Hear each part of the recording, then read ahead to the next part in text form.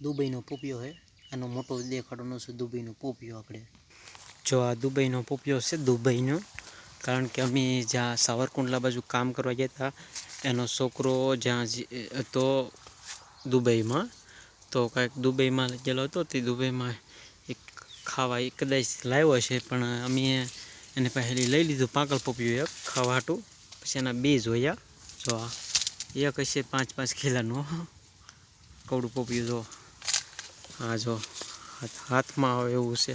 હજી તો કાસા છે, હજી તો 15 દી પાકશે, 15 જમણે પાકશે. એ ભાઈ જ કહેતા હતા કે આના પોપિયો બહુ મોટા મોટા આવે. અમે હાસુય નહોતા માનતા. પછી આજે અમારે ઓલે કર્યો, પછી અમે હાસુ માનીને કે આ દુબઈના પોપિયા ભાઈ હાસ્ય જ છે.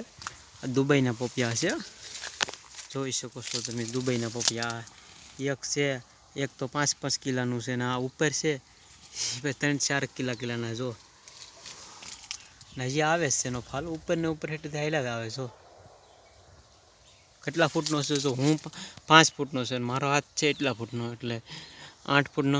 આ 15 ફૂટ ઉપરનો પોપિયો છે, 15 થી 20 ફૂટનો. નિહાણીથી પોપિયા આંબા પડશે એવું થાય.